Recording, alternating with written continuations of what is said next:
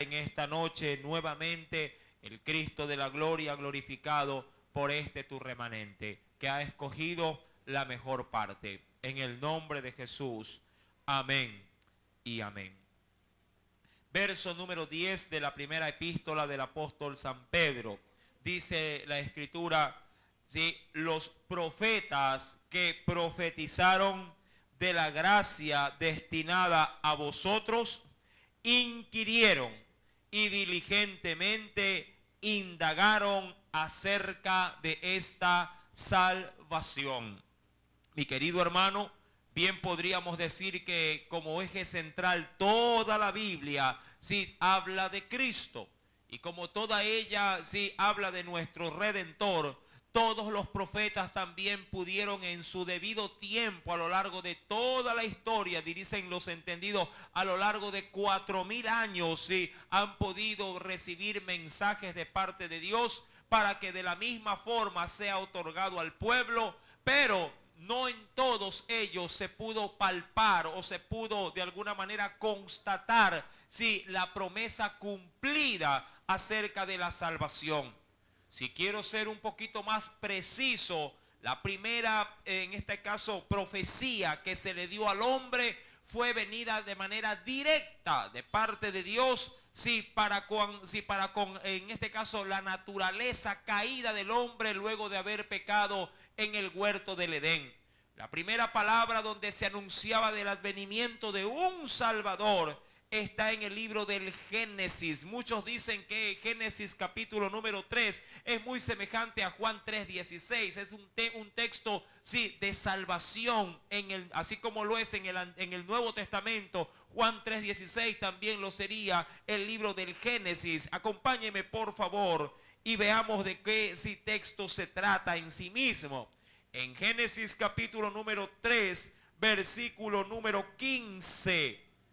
Nos dice el Señor, Génesis capítulo 3, verso número 15, nos declara el Señor: y pondré, nos dice aquí, enemistad entre ti y la mujer, y entre tu simiente y la simiente suya. Sigue diciendo, esta te herirá en la cabeza y tú le herirás en el calcañar. Obviamente ese texto está de manera, diríamos, encubierta para los no creyentes, pero de manera muy clara para los redimidos. En este texto bíblico se habla de la redención que habría de venir por la simiente de Cristo, sí, a través, sí, del cumplimiento de la obra de Jesús en la cruz, para poder traer liberación a una naturaleza caída luego de haber pecado en el huerto del Edén. Mi amado hermano, así como Dios estableció de pronto de manera inicial en Génesis con Adán, con Eva, una promesa para poder en este caso ser cumplida miles de años después, así también lo hizo con Moisés, lo hizo también con Abraham, lo hizo también con David, lo hizo con los profetas conocidos como mayores, como lo es Isaías, Jeremías, Ezequiel, Daniel. También lo hizo con los profetas menores conocidos así en la Biblia, como un Malaquías, un Zacarías, Osea, Habacuc, bueno, entre muchos de estos. Y aún en el Nuevo Testamento, Dios, mi amado hermano, anunciaba el advenimiento de un Mesías, pero no todos de los aquellos que he nombrado tuvieron la dicha de ver cumplida esa promesa. Cuando se dio a conocer, mi amado hermano, la promesa de la redención y fue constatada por los hombres, esto fue motivo de gran gozo. Recuerde, antes de leer en el Nuevo Testamento un texto, sí, que respalda lo dicho, recuerde nuevamente lo que dice Primera de Pedro, capítulo número 3, verso número 10, en el cual se nos dice: los profetas que profetizaron, entendiendo que la profecía es el mensaje de Dios para el hombre, que profetizaron de la gracia destinada a quienes, a vosotros, dice la Biblia, inquirieron y diligentemente indagaron acerca de esta salvación. Ya vamos a concentrarnos en el tema de lo que es inquirir. Pero constatemos en el Nuevo Testamento qué causó la promesa de Dios cuando ya fue visible para los buscadores o para los profetas que esperaban el advenimiento del Mesías. Acompáñeme por favor y veamos dentro de los evangelios. Qué mejor que ellos si puedan manifestar, mi amado hermano, de qué manera, en este caso, quienes esperaban al Mesías, constataron la promesa del Salvador. En el Evangelio según San Lucas. Evangelio según San Lucas.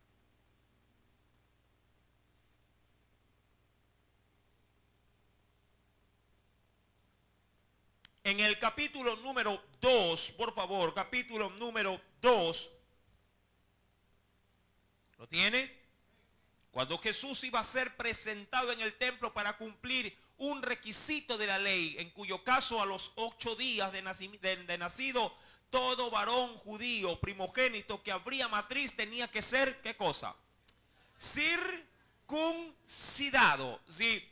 En ese sentido Jesús fue llevado por sus padres para tener parte también ritual en la vida de Jesús. Ahora bien, dice el verso número 21, cumplidos los 8 días para circuncidar al niño, le pusieron por nombre Jesús, el cual le había sido puesto por el ángel antes que fuese concebido. Verso 22, léalo por favor.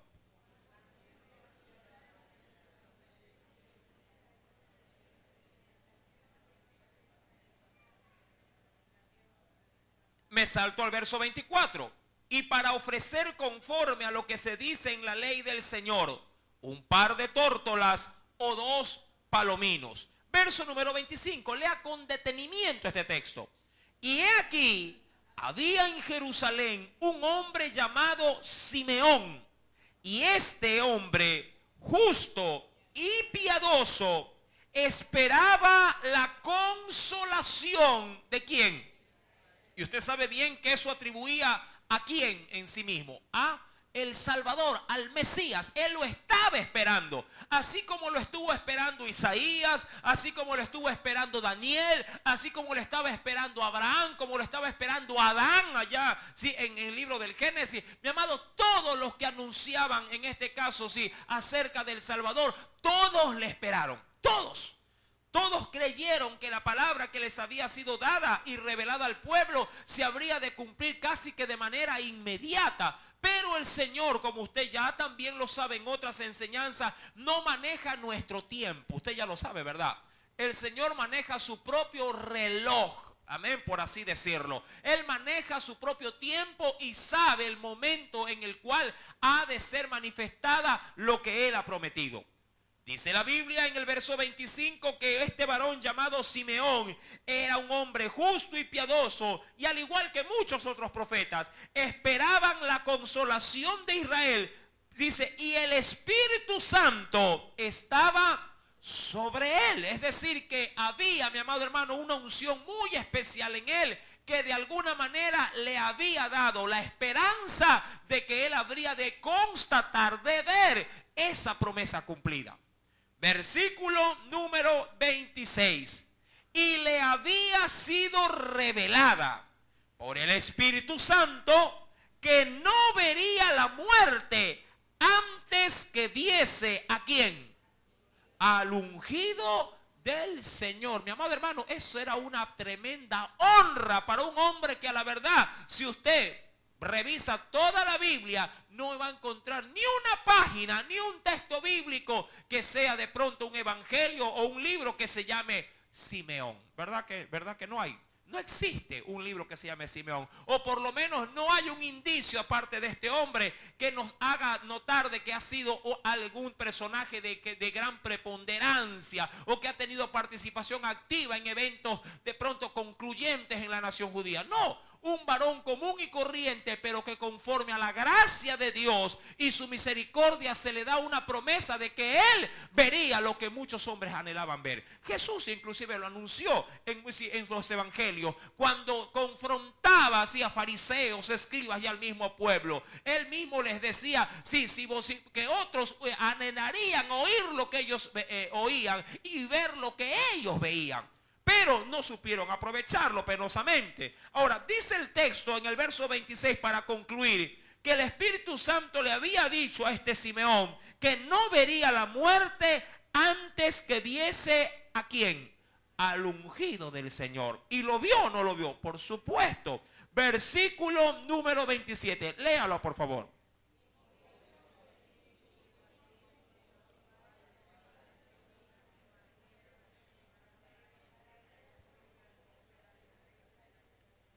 Dice el verso número 28, él le tomó en sus brazos y bendijo a Dios diciendo, ahora, Señor, despide a tu siervo en paz, conforme a tu palabra, porque han visto mis ojos tu salvación, la cual, ojo, has preparado en presencia de todos los pueblos, luz para la revelación a los gentiles y gloria de tu pueblo Israel. Y él, mi amado, o a partir de él, sí diríamos que el Señor se comienza a manifestar como lo que era, el Rey, el Salvador.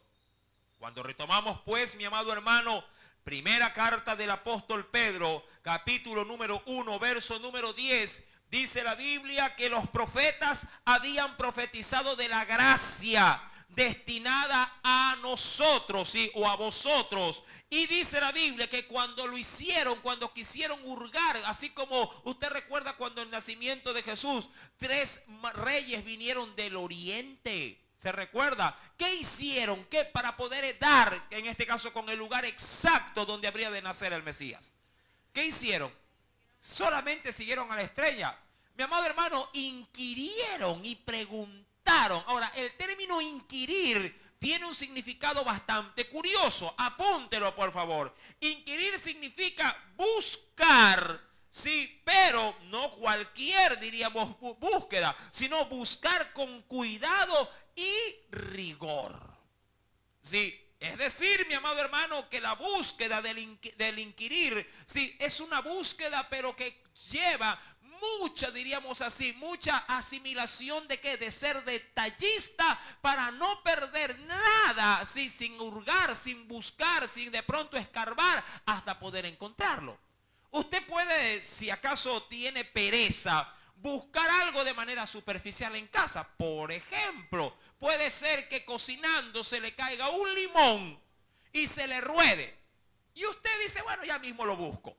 ¿Sí? Y de pronto haciéndole falta el limón, dice, es cierto, por aquí se me cayó uno, mira, y si dice, no hay, anda, compra otro. ¿A cuántos han hecho esto? ¿Verdad? Y después, cuando han hecho una, diríamos, limpieza exhaustiva, dice, mamá, apareció el limón. ¿Verdad? Hecho cacho ahí, amarillento. ¿Cuánto tiempo habrá tenido ahí? ¿Cuántos han removido la refrigeradora y han encontrado cosas que antes no encontraban? ¿Verdad? Ahí están los centavitos, ahí de pronto hay juguetes, ¿verdad? Hay cucarachas muertas, están disecadas ahí abajo de la refrigeradora.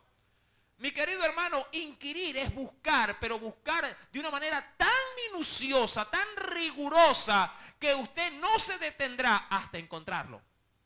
Y eso hicieron los profetas. Trataron de buscar, trataron de escarbar cuándo se cumpliría, sí, la promesa de la salvación para la humanidad. Pero ellos no tuvieron el privilegio de constatar, ni siquiera, mi amado hermano, sí, siendo ellos los utensilios de proclamación, no pudieron ver real el texto en sus vidas. Ahora, eso, mi amado hermano, de alguna manera a nosotros nos pone, a la verdad, en una situación de gran estima delante de Dios. Porque sin pertenecer a un pueblo, obviamente el pueblo de Israel, sin ser exclusividad entre las naciones, Dios a nosotros nos ha otorgado, diríamos, la ventaja de ser redimidos, no por un sacrificio, sino directamente por el Hijo de Dios. Míralo de esta manera. Daniel, con toda, diríamos, su sabiduría y con toda su honestidad y justicia, para poder obtener el perdón para sus pecados, tenía que, igual que cosa hacer. ¿O a dónde tenía que ir para poder encontrar perdón? Al sacrificio. Igual tenía que hacerlo Moisés. ¿Y qué hombre de Dios era Moisés? Igual lo tenía que hacer un Abraham, igual lo tenía que hacer un Ezequiel, ¿verdad? Todos los grandes personajes bíblicos tenían que someterse al ritual de la ley para ser, en este caso, purificados de su pecado. Mas a nosotros se nos ha dado una ventaja sobrenatural. Nosotros no matamos ni una mosca para poder ser salvos. Nosotros venimos directamente al sacrificio más perfecto, al sacrificio de Cristo, ¿sí? Quien redime al hombre de pecado, ¿sí? Del mundo entero. Y dice la Biblia que ellos indagaron, ¿sí? Inquirieron y diligentemente indagaron acerca de esta salvación. Ahora, la pregunta, ¿dónde indagaron? ¿Dónde inquirieron? ¿Dónde hurgaron? ¿Dónde escarbaron para poder saber, sí, acerca de esta salvación tan grande de la que se habla aquí por medio del apóstol Pedro? Ahora, en el texto bíblico, y quiero por favor primeramente que me acompañe a Esdras, en el capítulo número 7, veamos dos referencias bíblicas.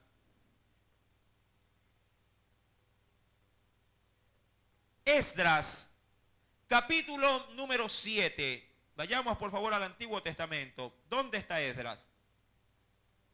Después de Crónicas.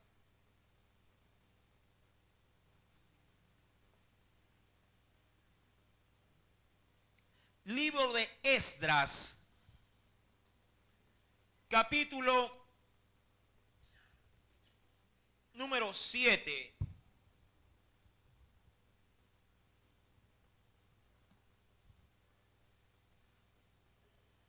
Verso número 9 al 10.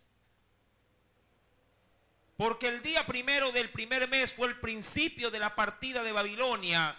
Al primero del mes quinto, dice aquí, llegó a Jerusalén, estando con él la buena mano de Dios. Verso número 10, aquí quiero llegar. Porque Esdras había preparado su corazón, dice ahí, ¿para qué? Para inquirir. Ya usted sabe lo que significa buscar cuidadosamente y con rigor. ¿En dónde? Para inquirir la ley de quién? De Jehová. Y obviamente, ¿para qué tanto interés en buscar o en querer encontrar algo en la Biblia? ¿Para qué? Sino para poderlo, ¿qué cosa? Cumplir, llevarlo a la práctica. Dice aquí, ¿sí? Y para cumplirla y al mismo tiempo y para enseñar en Israel sus estatutos y decretos. Y aquí yo quisiera, por favor, mi amado hermano, sí, extraer tres grandes principios. Primero, cuando uno inquiere en las cosas espirituales, sí, primeramente esto es ventajoso porque demuestra en mi vida que hay un interés por las cosas de Dios. Primera parte. Toda persona que se dispone a inquirir, este es un nuevo término de pronto para su vocabulario, sí, como creyente también. Cada persona que se dispone a inquirir, a buscar, sí, en la escritura, mi amado hermano, demuestra ante Dios interés. Segundo, cuando una persona inquiere en la Biblia o en la escritura, primeramente lo hace por una gran motivación. ¿Por cuál es esa? Para poderla, ¿qué cosa? Cumplir. Mi objetivo de venir a la escritura y conocer de la Biblia no es solamente para llenar mi mente, es para poderla llevar a la práctica. El texto bíblico es claro, dice la Biblia que Esdras se había preparado, sí, en su corazón para inquirir en la ley de Jehová, pero para cumplirla. Y luego, como tercer y último aspecto, no solamente que demuestro interés, no solamente que la cumplo, sino que me dedico también a qué cosa, a enseñarla. Que son, diríamos, los tres más grandes, sí, logros que una persona puede, en este caso en su propia vida, destacar cuando lo hace de acuerdo, sí, al lineamiento de la palabra. Ahora, ¿por qué debo de ir a la Biblia para conocer más de los planes y propósitos del Señor? Porque, mi amado hermano, Jesús mismo declaró que cuando uno viene a la Biblia, usted va a encontrar en la Biblia solamente acerca de Él mismo. ¿Dónde está eso? Jesús mismo lo dijo.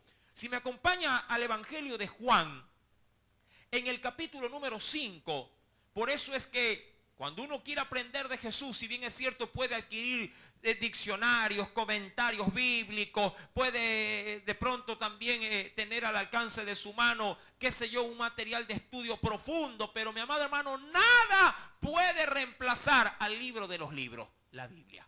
Juan capítulo número 5, Evangelio según San Juan, capítulo número 5. Veamos por favor qué nos dice el versículo número 39. ¿Ya lo encontró? Mira, esto es una orden, por cierto, de parte de Jesús para aquellos que no les gusta acercarse a la Biblia. El Señor le habla y le está hablando. ¿A quién le está hablando? ¿A quién cree usted que le está hablando el Señor? A sus discípulos. ¿Y qué les dice en el verso 39? Escudriñad. Ahí no dice lean la Biblia. ¿Sí? Yo sé que de manera popular se dice desde los altares, hermanos, no se olviden leer la Biblia cada día en su hogar. No, no. Pero Jesús no nos mandó a leer la Biblia. Jesús nos mandó a escudriñar la Biblia, que es un sinónimo del término inquirir. ¿Sí? Es un sinónimo tan solo, una palabra que lo reemplaza. Dice la Escritura, escudriñad las Escrituras, es decir, rebusca en la Escritura. ¿Qué debo de encontrar para poder rebuscar? ¿Qué es lo que estoy buscando en la Escritura? Y mira, el Señor lo dice, porque a vosotros os parece que en ellas tenéis ¿qué cosa? Primeramente, ¿qué encuentro a través del escudriñamiento de la Biblia? La vida eterna. ¿Por qué? Porque ella me dice a dónde debo de buscar o a quién debo de buscar para obtenerla. Y dice aún más el texto, y ellas son las que dan testimonio de quién. Hablando de sí mismo, ¿no? De mí. En la Biblia, usted, así habla el libro que quiera abrir, va a encontrar siempre a Jesús de por medio. Siempre, mi amado hermano. Usted, por ejemplo, puede ir al libro de Ruth. Usted dirá, ¿y qué tiene que ver ahí si Jesús, si yo no veo al personaje de Jesús? Mi amado hermano, yo podría decir que Booz es un tipo de Jesús o un prototipo de Jesús. Porque Booz, por ejemplo, ¿qué hizo con Ruth? ¿Qué fue lo que hizo? La redimió, por ejemplo. Sí, y cuando hablo de redimir, hablo, mi amado hermano, de que por medio de Booz, Ruth encontró, mi amado hermano, para su desgracia y su escasez, volvió a adquirir una posición que ella sí había perdido. Ella era una esclava, usted recordará. Sí, era de una nación extranjera, pero al adoptar por medio de Noemí la fe del pueblo israelita, sí, también adquirió sin merecerlo la gracia de pertenecer a un pueblo y recibir herencia en medio de la nación judía. Cosa que al igual también nos pasó a nosotros. No éramos parte del pueblo, pero venidos por medio de la fe de pronto de un pariente, venidos de pronto a los pies de Cristo por medio de una abuela, por medio de un tío, por medio de un hermano, de una mamá, hemos comenzado, mi amado hermano, a conocer de Dios y Dios nos ha dado herencia, sí, que antes nosotros no teníamos, el cielo. ¿Sí me está entendiendo? Todo, mi amado hermano, no importa el libro que usted quiera leer, en todos los escenarios va a encontrar a Cristo, en cualquiera de ellos. Mi amado hermano, dice pues la Biblia en este precioso texto de Juan 5:39 en la parte final, sí, os parece que en ellas tenéis la vida eterna y ellas son las que dan testimonio de mí. Por eso debemos de inquirir o buscar en la Escritura, sí, a manera, diríamos, ya de una labor personal. Cuando vamos a Primera de Pedro capítulo número 1, verso número 10, termino ese texto diciendo, sí, los profetas que profetizaron de la gracia, hablando de la salvación destinada a vosotros, inquirieron y diligentemente indagaron acerca de esta salvación. Y dice el verso número 11, escudriñando, otra vez, el mismo término que utilizó, ¿quién? Jesús. Escudriñando qué persona y qué tiempo indicaba el Espíritu de Cristo. ¿Que indicaba qué cosa? Su advenimiento, su nacimiento o su cumplimiento de las profecías. Todos buscaban, todos escudriñaban. Hay un texto maravilloso en el libro de los Salmos, por ejemplo. En el capítulo 27, Salmos. En el capítulo 27, decía el salmista David,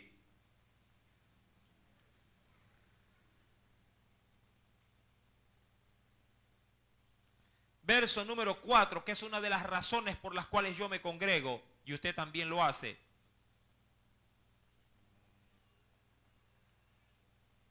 Porque si un lugar donde yo puedo encontrar, acerca de Dios, información, si es que así lo quiero llamar, de manera muy obviamente muy vaga. Si algo quiero encontrar yo, si algo quiero buscar o algo quiero saber de Dios, mi amado hermano, este es el lugar indicado.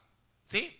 Hoy por hoy usted puede buscar obviamente, por la tecnología en todo lugar, puede meterse al internet y comenzar a consultar de todos los temas, pero el lugar más indicado para poder conocer al Señor es sus atrios. Dice Salmos 27, verso número 4. Una cosa he demandado a Jehová, esta buscaré, que esté yo en la casa de Jehová todos los días de mi vida. Verso número 4, léalo en la parte final.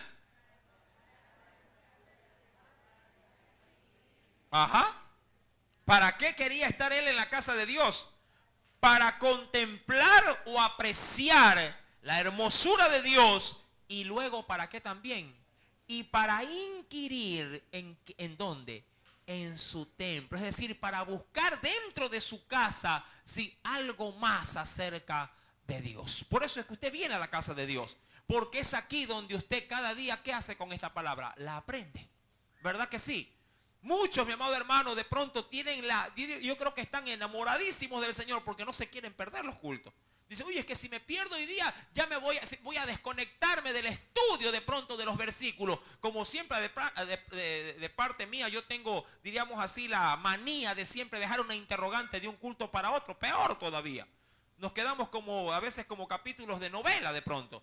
¿Se casará o no se casará? ¿Verdad? Mi amado hermano, dentro de la casa de Dios, usted va a venir a aprender de la palabra. Y esa obviamente debe de ser el objetivo de cada persona que se para en un altar o de cada persona que tiene la labor de enseñar a vidas. Cuando vamos al verso 11 dice la Biblia que ellos estaban escudriñando en qué persona y en qué tiempo indicaba el Espíritu de Cristo.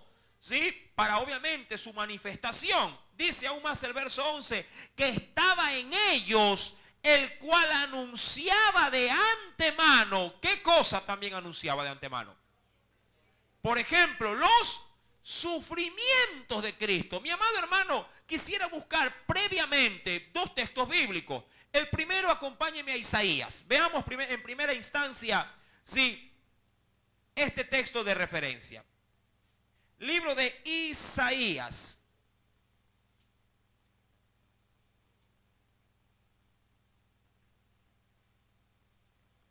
Por ejemplo, en el capítulo número 9.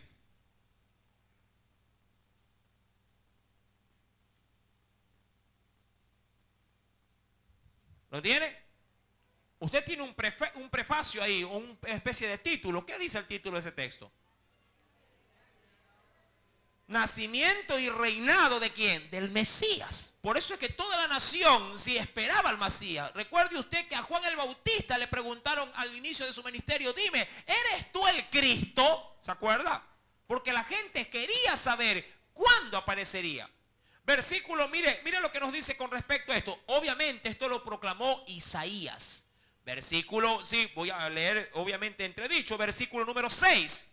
Porque un niño nos es nacido, hijo nos es dado, y el principado sobre su hombro, y se llamará su nombre admirable, consejero, Dios fuerte, Padre eterno, príncipe de paz. Voy a coger texto saltado. Ahora, pregunto, ¿usted cree que acaso Isaías no se dijo dentro de sí, ¿quién será ese niño?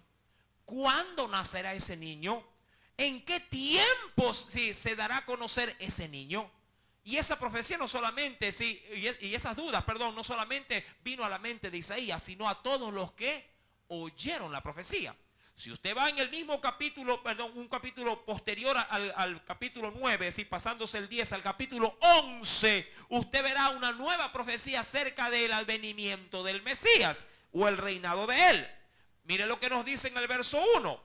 Saldrá una vara del tronco de Isaí y un vástago retoñará de sus raíces. Y eso hablando del papá de David. Él era Isaí. Y reposará sobre él el espíritu de Jehová, espíritu de sabiduría y de inteligencia, espíritu de consejo y de poder, espíritu de conocimiento y de temor, dice ahí, de Jehová. Mi amado hermano, ¿usted cree que todos los que escuchaban esto decían, ¿quién será ese hombre bendito entre los hombres? Mi amado, pero nadie de ellos constató, vuelvo y repito, tales profecías, sobre todo en ese tiempo. Mi querido hermano, pero este asunto de tener interés de quién era el Cristo también se manifestó aún dentro de la vida de la iglesia. Si me acompaña por favor al libro de los Hechos, pero en ese sentido ya Jesús había sido revelado. Mira cómo el pueblo tenía esta incógnita en su corazón. Libro de Hechos de los Apóstoles.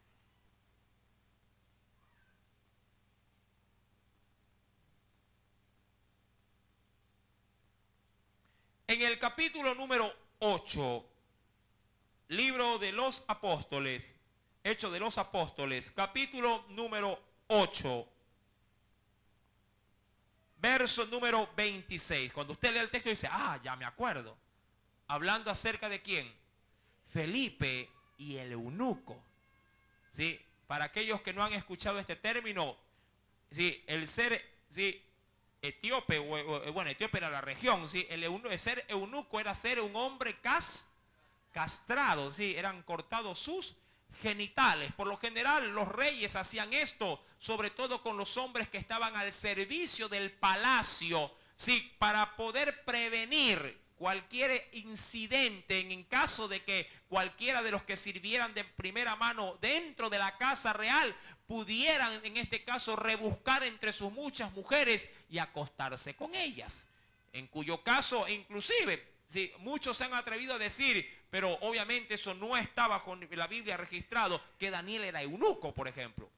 O por lo menos los 4 muchachos que fueron elegidos para servir en la corte junto al rey Nabucodonosor fueron castrados. Dicen ciertos comentaristas, pero vuelvo y repito, no hay registro bíblico de ello. Pero si hubiesen sido castrados, mi querido hermano, hubiesen sido eunucos, obviamente eso era en aquellos tiempos algo normal. Ahora bien, pero recuerden, no le estoy diciendo que lo fueron, solamente son comentarios de otros estudiosos de la Biblia. Hechos capítulo número 8, verso 26.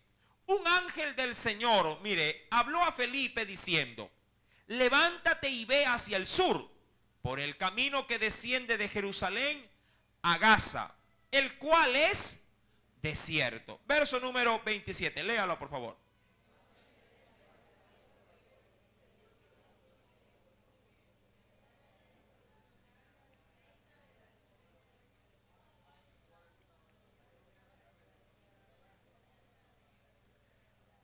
Volvía sentado en su carro y leyendo al profeta Isaías. Es decir, que venía, ¿qué cosa? Escudriñando o leyendo la escritura. Verso número 29, léalo.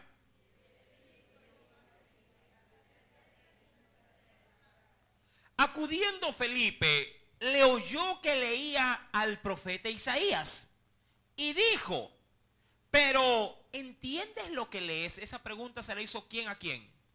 Felipe al eunuco. ¿Entiendes lo que estás leyendo? ¿Qué le respondió el eunuco? Verso 31. Él le dijo, ¿y cómo podré si alguno no me enseñare? Y rogó a Felipe que subiese y se sentare con él. Ahora, lea detenidamente versos 32 y 33.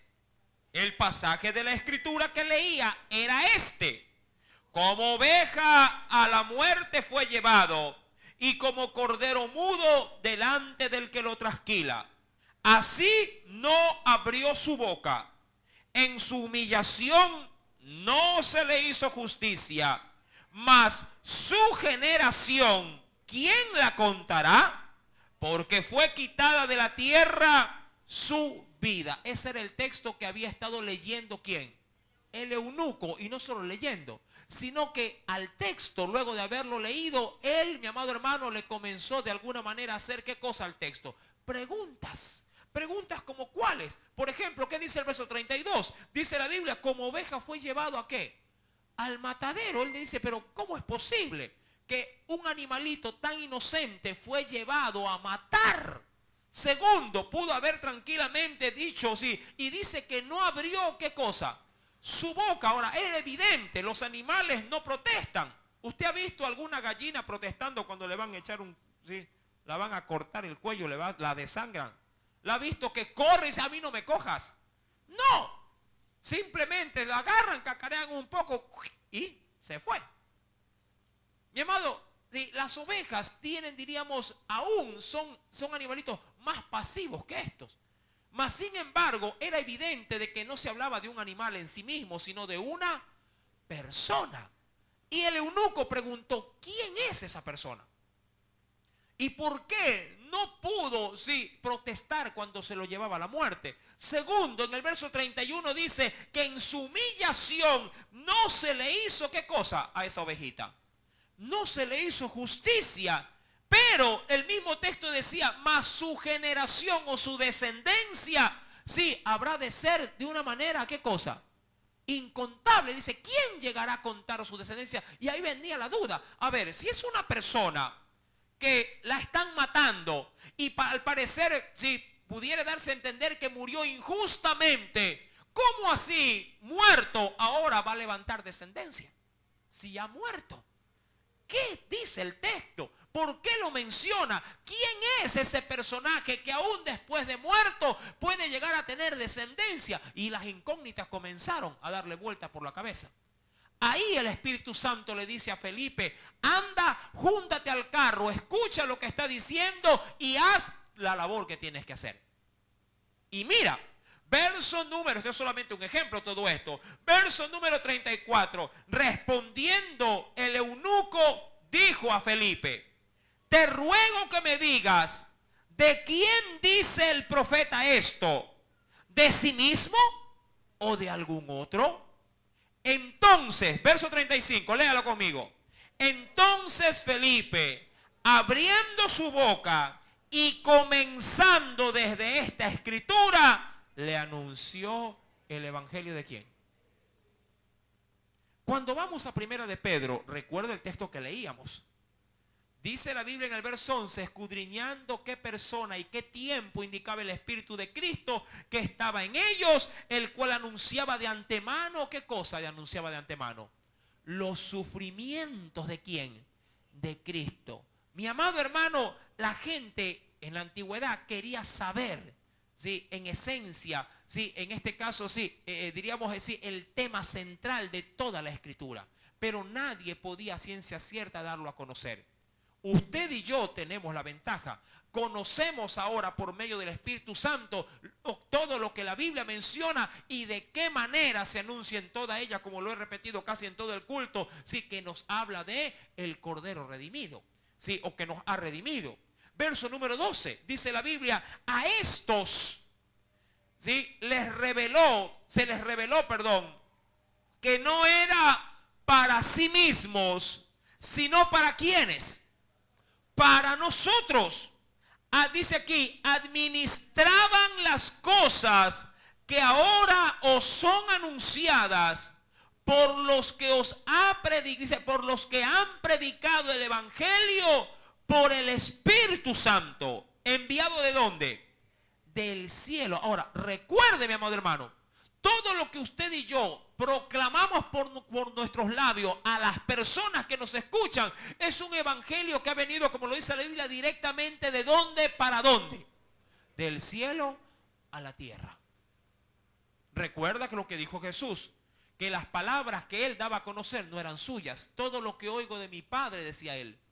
Sí, todo lo que escucho de él, eso hablo, eso les digo. Todo el evangelio, mi amado hermano, o todo el mensaje que usted anuncia como embajador de Cristo en esta tierra es un evangelio que proviene directamente, sí, del cielo a través de la Biblia. Mi querido hermano, y esa labor usted debe de hacerla primeramente, sí, con la plena conciencia de que es una labor sumamente, sí, importante. Tan importante, tan suprema, tan grandiosa, que aún termina diciendo el texto del versículo número 12, que aún los ángeles lo quisieran hacer, pero no pueden. Mira lo que completa el texto. Cosas, dice en la parte final, en las cuales, ¿qué dice? Anhelan, esto anhelan ellos, mirar por lo menos, ¿quiénes? Los ángeles, pero no pueden. ¿Por qué es? ¿Por qué razón? Porque esta tarea nos ha sido encomendada ¿a quiénes? A nosotros, la iglesia. Tito, capítulo número 1, para concluir. Tito, después de las cartas de Timoteo, en el primer capítulo,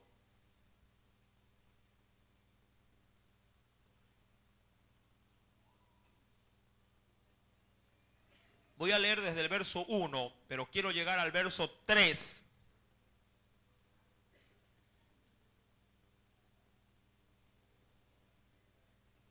¿Ya lo tiene?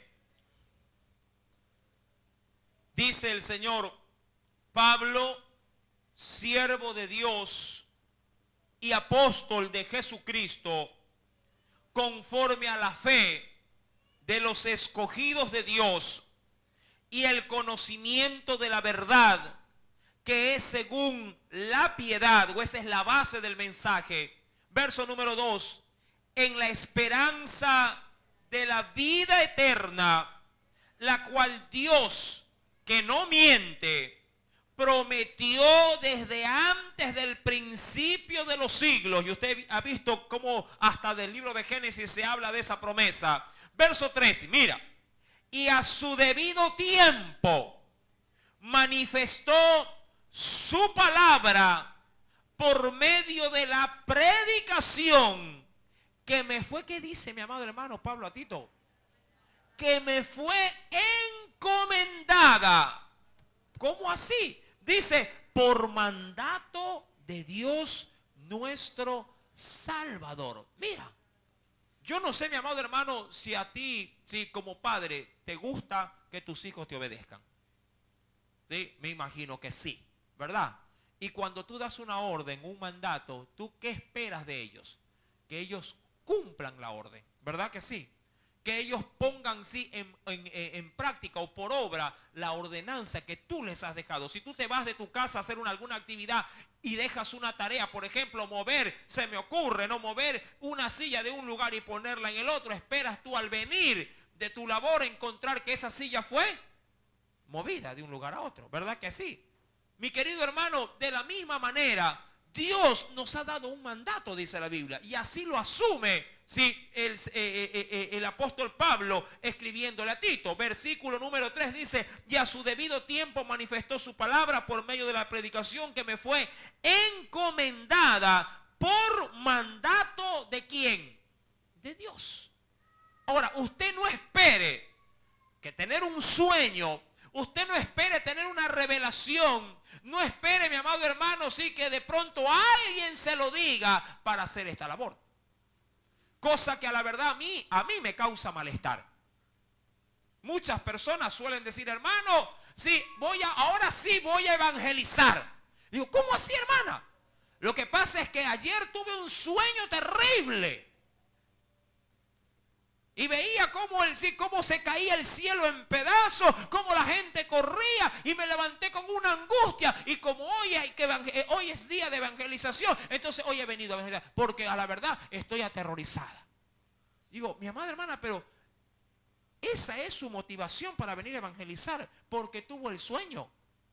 Y si mañana tiene un sueño bonito, y si mañana ve que de pronto el cielo no se cae, sino que más bien las cosas que se cayeron en el sueño anterior ahora se levantan y se ponen en su lugar, y hay un sol radiante, y de pronto salen amistades que antes no que las conocía y que las viene a ver a los tiempos, lo abrazan, se goza, se levanta alegre. Ese día no viene. Mi amado, la iglesia evangeliza no porque el sueño me advirtió que debo de hacerlo. La iglesia no cumple esta función, tampoco, mi querido hermano, porque si de pronto alguien le dijo con profecía, hermano, tienes que ir a orar, el Señor me está diciendo, anda y predica la palabra. Y ahí dice, ay, voy a predicarla porque es que me hablaron que tengo que hablar. Pero si ya la Biblia lo está diciendo, Cristo lo dijo, id y predicad el evangelio. Pablo lo dice, y lo hago porque es un mandato de Dios. Un mandato que, como lo hemos podido comprobar, sí, allá en la primera carta de Pedro, aún los ángeles anhelan ver.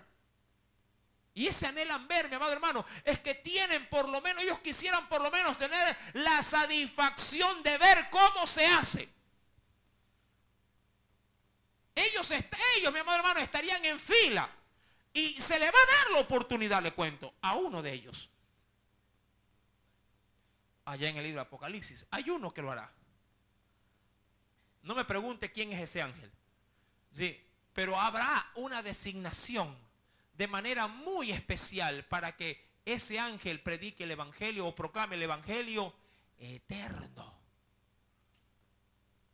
¿Usted cree que Dios no podría hacer así? Ve, no sé si se oye. Bueno. Y mandar legiones de ángeles para que agarren sin Biblia o con Biblia en mano y predicar en un solo día todo el evangelio en todo el mundo. Por supuesto que sí. Pero esa labor no es angelical, es terrenal para quienes han podido recibir de gracia y que de gracia puedan también hacerlo. Y esa labor recae como mandato sobre usted y sobre mí.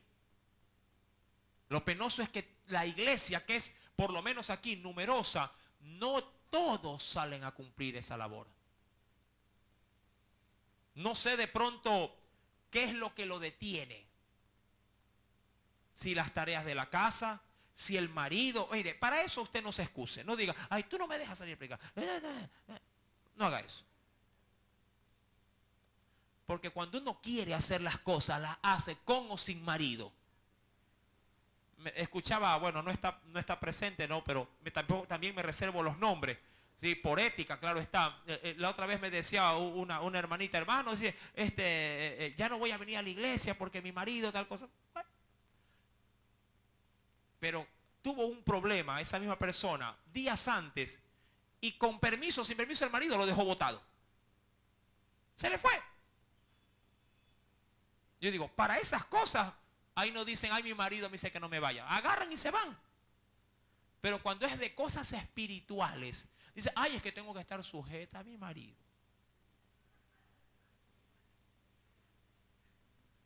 O es verdad que tiene que estar sujeta al marido, pero también la Biblia dice que hay que serle sujeto a Dios también. Y, ¿verdad? Ahora, hay que darle, como yo siempre tomo el texto de lema, hay que darle al César, al marido, lo que es del marido, pero hay que darle a Dios lo que es de Dios también. Sí, y a Dios se le debe obediencia, mi amado hermano. No ponga como excusa la casa, los hijos, ni cosas como esta. Muchos hermanos me han dicho, hermano, es que los muchachos, el tiempo del colegio, los deberes, ahí está, ya terminaron las vacaciones. ¿Cuántos han venido a evangelizar? Véalo de esa manera. ¿Verdad? Con estudio, sin estudio, igual no vino. Ahora va a tener la excusa perfecta. Es que ya comienza pues la clase, hermano. ¿Se da cuenta? Cómo Dios nos coge. Excusas, excusas y excusas.